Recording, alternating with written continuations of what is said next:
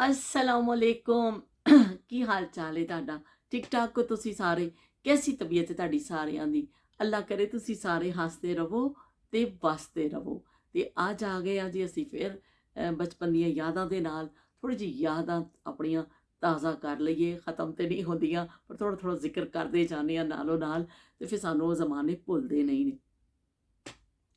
ਤੇ ਬਾਟਾ ਦੀ ਜੁੱਤੀ, ਬਾਟਾ ਸ਼ੂਜ਼ ਕਿਸ ਬੱਚੇ ਨੇ ਬਚਪਨ 'ਚ ਨਹੀਂ ਪਾਇਆ ਹੋਏਗਾ। ਪਹਿਲੇ ਬਾਟਾ ਫਿਰ ਸਕੂਲ, ਪਹਿਲੇ ਬਾਟਾ ਫਿਰ ਸਕੂਲ, ਤੇ ਪਹਿਲੋਂ ਬਾਟਾ ਤੇ ਫਿਰ ਸਕੂਲ। ਬਾਟਾ ਦੀ ਜੁੱਤੀ ਹਰ ਬੱਚੇ ਨੇ ਪਾਈ ਹੈ ਬਈ।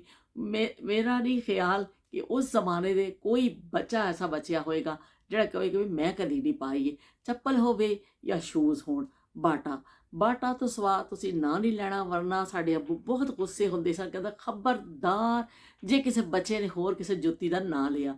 ਜਦੋਂ ਜੁੱਤੀ ਟੁੱਟ ਗਈ ਏ, ਚਲੋ ਸਿੱਧਾ ਅੱਬੂ ਲੈ ਜਾਂਦੇ ਸਨ ਸਾਨੂੰ ਅੱਗੇ। ਉਹ ਜਿਵੇਂ ਬੱਕਰੀਆਂ ਦੇ ਰੇਵੜ ਨੂੰ ਹਾਂਕ ਕੇ ਲੈ ਕੇ ਜਾਂਦੇ ਹੁੰਦੇ ਨੇ ਨਾ, ਸਾਡੇ ਅੱਬੂ ਵੀ ਸਾਨੂੰ ਇਸ ਤਰ੍ਹਾਂ ਹੀ ਲੈ ਜਾਂਦੇ ਹੁੰਦੇ ਸਨ। ਚਲੋ ਬਈ ਜੁੱਤੀਆਂ ਟੁੱਟ ਗਈਆਂ, ਚਲੋ ਪੈਦਲ ਪੈਦਲ ਮਾਰਚ ਕਰਦੇ ਅਸੀਂ ਜਾਂਦੇ ਸਾਂ। ਉੱਥੇ ਇੱਕ ਸਾਡੇ ਘਰ ਦੇ ਨਜ਼ਦੀਕ ਤਰੀਨ ਜਿਹੜਾ ਬਾਜ਼ਾਰ ਸੀ, ਤੇ ਉੱਥੇ ਫਿਰ ਇੱਕ ਬਾਟਾ ਦੀ ਅੱਛੀ ਉਸ ਜ਼ਮਾਨੇ ਦੇ ਹਿਸਾਬ ਨਾਲ ਖਾਸੀ ਬੜੀ ਸ਼ੌਪ ਸੀ। ਉੱਥੇ ਚਲੇ ਜਾਣਾ, ਬਹਿ ਜਾਣਾ, ਉਹੀ ਜੁੱਤੀ ਹਰੀ ਬੱਦਰਾਂ ਵਾਲੀ ਕਿ ਸਫੈਦ ਤਲਾ ਤੇ ਉਹਦੇ ਗ੍ਰੀਨ ਸਟੈਪ ਹੁੰਦੇ ਸਨ। ਜੇ ਘਰ ਪਾਉਣ ਵਾਲੀ ਟੁੱਟ ਗਈ ਏ ਤੇ ਬਸ ਬਈ ਫਿਰ ਉਹੀ ਜੁੱਤੀ ਮਿਲਣੀ ਹੈ। ਤੇ ਸਕੂਲ ਵਾਲੇ ਟੁੱਟ ਗਏ ਨੇ ਤੇ ਉਹੀ ਕਾਲੇ ਸ਼ੂਜ਼ ਮਿਲਣੇ ਨੇ। ਤੇ ਉਸ ਤੋਂ ਵੱਧ ਕੋਈ ਗੱਲ ਨਾ ਕਰਿਓ। ਅੱਬੂ ਕਹਿੰਦੇ ਸਭ ਬਾਟਾ ਦੀ ਜੁੱਤੀ ਚੁੱਪ ਕਰਕੇ ਲੈ ਲਓ, ਨਹੀਂ ਤਾਂ ਮੇਰੇ ਕੋਲ ਜੁੱਤੀਆਂ ਨਾ ਖਾਈਓ, ਦੂਸਰੀ ਜੁੱਤੀ ਦਾ ਨਾਂ ਨਾ ਲਈਓ। ਤੇ ਬਾਟਾ ਜਿਹੜਾ ਹੈ ਵਾਕਈ ਬਾਟਾ ਮਜ਼ਬੂਤ ਵੀ ਬਹੁਤ ਸੀ ਆਪਣੇ। ਅੱਜ ਵੀ ਬਾਟਾ ਦੀ ਜੁੱਤੀ ਜਿਹੜੀ ਹੈ ਨਾ ਬਈ ਜ਼ਬਰਦਸਤ ਹੈ। ਮੈਂ ਪਾਕਿਸਤਾਨ ਜਾਵਾਂ ਨਾ ਤੇ ਫਿਰ ਮੈਂ ਇੱਕ ਜ਼ਰੂਰ ਲੈਣੀ ਆ ਬਾਟਾ ਦੀ ਜੁੱਤੀ, ਇੱਕ ਜ਼ਰੂਰ ਲੈਣੀ ਆ। ਐਸੀ ਆਦਤ ਪਈ ਫਿਰ ਸਾਨੂੰ ਬਾਟਾ ਦੀ ਜੁੱਤੀਆਂ ਦੀ ਕਿ ਫਿਰ ਬਾਟਾ ਤੋਂ ਸਿਵਾ ਕੋਈ ਚੰਗਾ ਹੀ ਨਹੀਂ ਲੱਗਦਾ ਸੀ। ਜਾਓ ਸਿੱਧਾ ਸਿੱਧਾ ਬਾਟਾ ਤੋਂ ਲੈ ਕੇ ਆ ਜਾਓ। ਤੇ ਉਹ ਪਾਇਦਾਰ ਵੀ ਉਹਨਾਂ ਦੀਆਂ ਹੁੰਦੀਆਂ ਨੇ। ਔਰ ਹੁਣ ਤੇ ਉਹਨਾਂ ਨੇ ਖਾਸੀ ਡਿਜ਼ਾਈਨਿੰਗ 'ਤੇ ਵੀ ਮਿਹਨਤ ਕੀਤੀ ਹੈ। ਪਹਿਲੇ ਤੇ ਉਹੀ ਕਾਲੀ ਜੁੱਤੀਆਂ ਤੇ ਬੱਦਰੀਆਂ ਵਾਲੀਆਂ ਤੇ ਇਸ ਤਰ੍ਹਾਂ ਉਹਨਾਂ ਦੇ ਡਿਜ਼ਾਈਨ ਇੰਨੇ ਕੋਈ ਖਾਸ ਨਹੀਂ ਹੁੰਦੇ ਸਨ। ਲੇਕਿਨ ਹੁਣ ਤੇ ਖਾਸ ਸੇ ਉਹਨਾਂ ਨੇ ਵੀ ਅੱਛੇ ਸ਼ੂਜ਼ ਔਰ ਅੱਛੀਆਂ ਚੀਜ਼ਾਂ ਕੱਢੀਆਂ ਨੇ। ਪਾਕਿਸਤਾਨ ਜਾਵਾਂ ਨਾ ਤੇ ਮੈਂ ਇੱਕ ਜ਼ਰੂਰ ਲੈਣੀ ਆ ਕਿ ਕਹਿੰਦੇ ਨੇ ਬਾਟਾ ਦੀ ਜੁੱਤੀ। ਤੇ ਇੱਕ ਬਚਪਨ ਦੀ ਯਾਦਾਂ ਦੇ ਹਵਾਲੇ ਦੇ ਨਾਲ ਕਿ ਜਦੋਂ ਜੁੱਤੀ ਵਦਰਾਂ ਵਾਲੀ ਜਿਹੜੀ ਹੁੰਦੀ ਸੀ ਸਟੈਪ ਵਾਲੀ, ਉਹ ਜਿਹੜੀ ਐਸੇ ਕੈਂਚੀ ਚੱਪਲ ਜਿਹਨੂੰ ਕਹਿੰਦੇ ਸਨ, ਕੈਂਚੀ ਚੱਪਲ। ਕੈਂਚੀ ਚੱਪਲ ਜਦੋਂ ਟੁੱਟ ਜਾਂਦੀ ਸੀ ਬਈ ਸਿੱਧਾ ਜਾਓ ਮੋਚੀ ਦੇ ਕੋਲ, ਮੋਚੀ ਤੁਹਾਨੂੰ ਗੰਢ ਕੇ ਦੇ ਦਿੰਦਾ ਸੀ। ਥੈਲੇ 'ਚ ਪਾ ਕੇ ਲੈ ਜਾਣੀਆਂ ਜੁੱਤੀਆਂ ਤੇ ਉਹਨੇ ਮੋਚੀ ਨੇ ਉਹਦੇ ਗੰਢਾ ਲਾ ਦੇਣਾ, ਟਾਂਕੇ ਲਾ ਦੇਣੇ ਕੋਨੇ 'ਚ, ਤੇ ਚਲੋ ਵੀ ਜੁੱਤੀਆਂ ਗੰਢਾ ਕੇ ਘਰ ਆ ਜਾਓ। ਫਿਰ ਖੇਲਦਿਆਂ ਖੁੱਲਦਿਆਂ ਦੀ ਫਿਰ ਕਿਸੇ ਦਾ ਪੈਰ ਆ ਗਿਆ, ਕਿਸੇ ਮੁੜ ਗਿਆ ਪੈਰ, ਇਸ ਤਰ੍ਹਾਂ ਕਰਦੇ ਫਿਰ ਟੁੱਟ ਜਾਂਦੀ ਸੀ। ਫਿਰ ਨਾਈ ਦੇ ਕੋਲ ਪਹੁੰਚ ਜਾਂਦੀ ਸੀ। ਪਰ ਜਦੋਂ ਫਿਰ ਉਹ ਬਿਲਕੁਲ ਹੀ ਉਹਦਾ ਬਸ ਨਾਸ ਵੱਜ ਜਾਂਦਾ ਸੀ ਕਿ ਵੀ ਹੁਣ ਉਹ 'ਚ ਟਾਂਕਾ ਲੱਗਣ ਦੀ ਵੀ ਹਿੰਮਤ ਨਹੀਂ ਜਮੀ, ਤੇ ਫਿਰ ਆ ਜਾਂਦੀ ਸੀ ਫਿਰ ਇੱਕ ਨਵੀਂ ਉਹੀ ਬੱਦਰਾਂ ਵਾਲੀ ਜੁੱਤੀ। ਤੇ ਬੰਦਿਆਂ ਦੀ ਹੁੰਦੀ ਸੀ ਚਿੱਟੀ ਚੱਪਲ ਤੇ ਚਿੱਟੀਆਂ ਹੀ ਬੱਦਰਾਂ, ਤੇ ਔਰਤਾਂ ਦੀ ਹੁੰਦੀ ਸੀ ਗ੍ਰੀਨ ਜਿਹੜਾ ਨਾ ਉੱਪਰ ਬੱਦਰਾਂ ਹੁੰਦੀਆਂ ਸਨ। ਚਲੋ ਬਈ ਉਹ ਫਿਰ ਲੈ ਕੇ ਤੇ ਘਰ ਆ ਜਾਓ ਤੇ ਹੱਸੀ ਖੁਸ਼ੀ रहने लग जाओ। जैसे बादशाह की राया होती है पर हंसी खुशी रहने लग जाती है, वैसे ही ਅਸੀਂ ਵੀ ਇਸ ਤਰ੍ਹਾਂ ਹੀ ਬੱਚੇ ਸਾਂ ਕਿ ਬਈ ਬਾਟਾ ਦੀ ਜੁੱਤੀ ਲੈ ਲਈਏ ਤੇ ਹੱਸੀ ਖੁਸ਼ੀ ਆ ਜਾਓ ਘਰ ਤੇ ਉਹੀ ਪਾ ਕੇ ਜਾਣਾ ਹੋਵੇ ਤੁਸੀਂ। ਤੇ ਬਾਟਾ ਦੀ ਜੁੱਤੀ ਬਚਪਨ ਜਿਹੜਾ ਬਚਪਨ ਦੀਆਂ ਯਾਦਾਂ ਦੇ ਹਵਾਲੇ 'ਚ ਇੱਕ ਖਾਸ ਜਿਹੜੀ ਯਾਦ ਹੈ, ਖਾਸ ਮੁਕਾਮ ਹੈ ਉਹਨਾਂ ਜੁੱਤੀਆਂ ਨੂੰ। ਉਹ ਪਾਵੋ, ਉਹ ਖਾਵੋ, ਉਹ ਗੰਢਾਵੋ, ਉਹ ਕੁਛ ਵੀ ਕਰੋ, ਬਾਟਾ ਸਾਰੇ ਫੈਰਸ ਤੇ ਉਹ ਬੱਚੇ ਖਾਂਦੇ ਵੀ ਸਨ। ਫਿਰ ਮਾਵਾਂ ਨੂੰ ਗੁੱਸਾ ਚੜ੍ਹਦਾ ਸੀ, ਖਿੱਚ ਕੇ ਜੁੱਤੀ ਮਾਰਦੀਆਂ ਸਨ, ਉਹ ਵੀ ਬਾਟਾ। ਤੇ ਜੇ ਤੁਸੀਂ ਬੱਦਰੀਆਂ ਟੁੱਟ ਗਈਆਂ ਨੇ ਗੰਢਾਣ ਜਾ ਰਹੇ ਹੋ, ਉਹ ਵੀ ਬਾਟਾ। ਤੇ ਜੇ ਤੁਸੀਂ ਕਿਤੇ ਜਾਣਾ ਵੀ ਪਾ ਕੇ ਜਾ ਰਹੇ ਹੋ, ਤੇ ਉਹ ਵੀ ਬਾਟਾ। ਤੇ ਬਾਟਾ ਬਾਟਾ ਬਾਟਾ, ਤੇ ਬਾਟਾ ਦੇ ਨਾਲ ਸਾਡੀਆਂ ਬੜੀਆਂ ਯਾਦਾਂ ਵਾਬਸਤਾ ਨੇ ਕਿ ਅਸੀਂ ਬਚਪਨ ਜਿਹੜਾ ਵੇ ਬਾਟਾ ਦੀ ਜੁੱਤੀਆਂ ਪਾ ਕੇ ਗੁਜ਼ਰਿਆ। ਖਾਸੇ ਬੜੇ ਹੋ ਗਏ ਫਿਰ ਹੋ ਜਾਂਦਾ ਨਾ, ਆਦਤ ਸੀ ਹੋ ਗਈ ਹੈ ਤੇਰੇ ਇੰਤਜ਼ਾਰ ਕੀ। ਫਿਰ ਸਾਨੂੰ ਤਾਂ ਵੀ ਆਦਤ ਹੀ ਪੈ ਗਈ ਸੀ ਕਿ ਹੋਰ ਕੋਈ ਜੁੱਤੀ ਚੰਗੀ ਨਹੀਂ ਲੱਗਦੀ ਸੀ।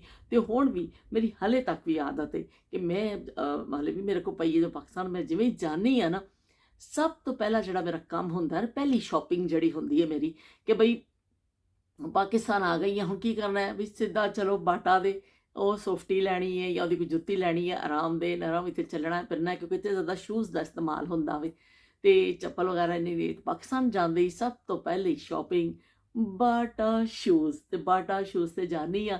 ਫਿਰ ਉੱਥੇ ਪਾ ਪੂ ਕੇ ਦੇਖ ਕੇ ਫਿਰ ਜਿਹੜੀ ਇਹ ਚੰਗੀ ਲੱਗਦੀ ਇੱਕ ਮੈਂ ਜ਼ਰੂਰ ਲੈਣੀ ਹੈ ਚੱਪਲ। ਫਿਰ ਉੱਥੇ ਜਿੰਨੀ ਜਗ੍ਹਾ ਜਾਣਾ ਹੈ ਫਿਰ ਉਹ ਜੁੱਤੀ ਪਾਣੀ।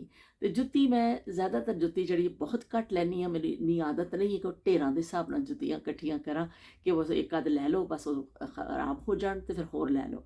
ਲੇਕਿਨ ਉਹ ਜਾਂ ਪਾਕਿਸਤਾਨ ਜਾਵਾਂ ਔਰ ਬਾਟਾ ਦੀ ਜੁੱਤੀ ਨਾ ਲਵਾਂ, ਐਸਾ ਮੇਰਾ ਕੋਈ ਟੂਰ ਅੱਜ ਤੱਕ ਨਹੀਂ ਹੋਇਆ ਕਿ ਮੈਂ ਜ਼ਰੂਰ ਲੈਣੀ ਹੈ ਬਾਟਾ ਦੀ ਜੁੱਤੀ। ਉਹ ਮੇਰੇ ਬਚਪਨ ਦੀਆਂ ਯਾਦਾਂ, ਮੇਰੇ ਅਸੀਂ ਇੱਕ ਥੈਲਾ ਫੜ ਕੇ ਜਾਂਦੇ ਹੁੰਦੇ ਸਾਂ ਕੱਪੜੇ ਦਾ, ਅਤੇ ਨਾਲ ਮੇਰੇ ਅੱਬੂ ਹੁੰਦੇ ਸਨ, ਅਤੇ ਨਾਲ ਅਸੀਂ ਸਾਰੇ ਬੱਚੇ ਲੈਣ, ਕਿਸੇ ਨੇ ਚੱਡੀ ਪਾਈ ਹੈ, ਕਿਸੇ ਨੇ ਫਰਾਕ ਪਾਈ ਹੈ, ਕਿਸੇ ਨੇ ਪਜਾਮਾ ਪਾਇਆ, ਕਿਸੇ ਨੇ ਕੁਛ ਪਾਇਆ, ਕੱਪੜੇ ਅਲੱਗ ਅਲੱਗ ਹੋ ਸਕਦੇ ਸਨ ਬਈ ਜੁੱਤੀ ਅਲੱਗ ਨਹੀਂ ਸੀ। ਜਿਹਨੂੰ ਦੇਖੋ ਬਾਟਾ ਚੱਪਲ ਉਹਨੇ ਪਾਈ ਹੈ, ਅਤੇ ਬਸ ਇਸ ਤਰ੍ਹਾਂ ਹੀ ਸਾਡਾ ਬਚਪਨ ਬਾਟਾ ਚੱਪਲ ਖਾਂਦੇ ਗੰਢਾਉਂਦੇ ਅਤੇ ਪਾਉਂਦੇ ਗੁਜ਼ਰ ਗਿਆ। ਅਤੇ ਫਿਰ ਮੈਂ ਚਾਹੁੰਦੀ ਹਾਂ ਕਿਉਂਕਿ ਬਾਟਾ ਦੀ ਜੁੱਤੀ ਦੇ ਹਵਾਲੇ ਅੱਜ ਕੱਲ੍ਹ ਸ਼ੂਜ਼ ਲੈ ਕੇ ਆਈ ਨਾ, ਉਸ ਹਵਾਲੇ ਦੇ ਨਾਲ ਮੈਨੂੰ ਫਿਰ ਬਾਟਾ ਦੇ ਉਹ ਯਾਦ ਆ ਗਿਆ ਕਿ ਸਾਡੇ ਜ਼ਮਾਨੇ 'ਚ ਬਾਟਾ TV 'ਤੇ ਇਸ਼ਤਿਹਾਰ ਚੱਲਦਾ ਸੀ। ਈਦ 'ਤੇ ਜਦੋਂ ਬਾਟਾ ਦਾ ਇਸ਼ਤਿਹਾਰ ਆਉਣਾ ਬੜੇ ਸ਼ੌਕ ਨਾਲ ਦੇਖਣਾ ਕਿ ਬਾਟਾ ਵਾਲਿਆਂ ਦਾ ਇਸ਼ਤਿਹਾਰ ਆ ਗਿਆ।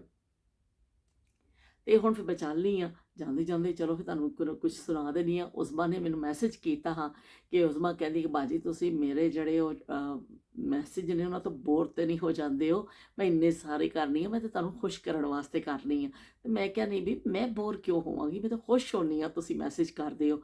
ਬਈ ਦਵਾਈ ਦੀ ਮਿਕਦਾਰ ਘਟਾਈਓ ਨਾ, ਦਵਾਈ ਦੀ ਮਿਕਦਾਰ ਵਧਾ ਦਈਓ। ਅਤੇ ਸਈਦ ਸਾਹਿਬ ਨੇ ਕਿਹਾ ਕਿ ਆਪੀ ਜੀ ਸਰਦੀਆਂ ਆ ਗਈਆਂ ਨੇ ਅਤੇ ਕੋਈ ਸਾਗ ਦੀ ਰੈਸਿਪੀ ਹੋ ਜਾਵੇ ਕਿ ਸਾਗ ਜਿਹੜਾ ਵੀ ਅਸੀਂ ਕਰਨੇ ਕੋਈ ਥੋੜ੍ਹਾ ਜਿਹਾ ਸਾਗ। ਅਤੇ ਵਾਕਈ ਸਈਦ ਭਾਈ ਯਕੀਨ ਮੰਨੋ ਕਿ ਮੇਰਾ ਖੁਦ ਵੀ ਸਾਗ ਖਾਣ 'ਤੇ ਦਿਲ ਕਰ ਰਿਹਾ ਅਤੇ ਅੱਜ ਹੀ ਮੈਂ ਕੋਸ਼ਿਸ਼ ਕਰਾਂਗੀ, ਪੂਰੀ ਕੋਸ਼ਿਸ਼ ਕਰਾਂਗੀ ਆਪਣੀ ਕਿ ਮੈਂ ਜਾਵਾਂ ਸਾਗ ਲੈ ਕੇ ਆਵਾਂ। ਕੋਈ ਖ਼ਾਸ ਰੈਸਿਪੀ ਨਹੀਂ ਹੁੰਦੀ, ਸਾਗ ਤਾਂ ਉਸ ਤਰ੍ਹਾਂ ਹੀ ਹੁੰਦਾ ਰਹਿੰਦੇ ਕਿ ਪਕਾ ਲਓ ਅਤੇ ਤੜਕਾ ਫਿਰ ਹਰ ਕੋਈ ਆਪਣੇ ਆਪਣੇ ਹਿਸਾਬ ਨਾਲ ਲਾਉਂਦਾ। ਅਤੇ ਮੈਂ ਇਨਸ਼ਾਅੱਲਾ ਸਾਗ ਲੈ ਕੇ ਆਵਾਂਗੀ ਅਤੇ ਉਹਦਾ ਵੀ ਮੈਂ ਆਪਣੀ ਜਿਸ ਤਰ੍ਹਾਂ ਮੈਂ ਪਕਾਉਂਦੀ ਹਾਂ ਮੈਂ ਤੁਹਾਨੂੰ ਦੱਸ ਦੇਵਾਂਗੀ। ਅਤੇ ਅੱਗੇ ਫਿਰ ਅਸੀਂ ਹੋਰ ਵੀ ਜਿਹੜੀਆਂ ਸਰਦੀਆਂ ਦੀਆਂ ਸੁਗਾਤਾਂ ਨੇ, ਕੋਈ ਗਾਜਰ ਦਾ ਹਲਵਾ ਬਣਾਵਾਂਗੇ, ਕਿਸੇ ਦਿਨ ਗਜਰੇਲਾ ਬਣਾਵਾਂਗੇ, ਕਿਸੇ ਦਿਨ ਕੁਛ ਹੋਰ ਅਸੀਂ ਪੰਜੀਰੀ ਬਣਾਵਾਂਗੇ, ਪਿੰਨੀਆਂ ਬਣਾਵਾਂਗੇ। ਸਰਦੀਆਂ ਆ ਰਹੀਆਂ ਹੁਣ ਅਸੀਂ ਬਹੁਤ ਕੁਛ ਕਰਨਾ ਹੋਵੇ। ਅਤੇ ਫਿਰ ਹੁਣ ਮੈਂ ਚਾਹੁੰਦੀ ਹਾਂ ਫਿਰ ਇਨਸ਼ਾਅੱਲਾ ਅਸੀਂ ਕਿਸੇ ਨਵੀਂ ਯਾਦ ਦੇ ਨਾਲ, ਨਵੀਂ ਗੱਲ ਦੇ ਨਾਲ ਮਿਲਦੇ ਰਹਾਂਗੇ। ਅਤੇ ਹੁਣ ਮੈਂ ਕੀ ਸੁਣਾ ਦੇਵਾਂ।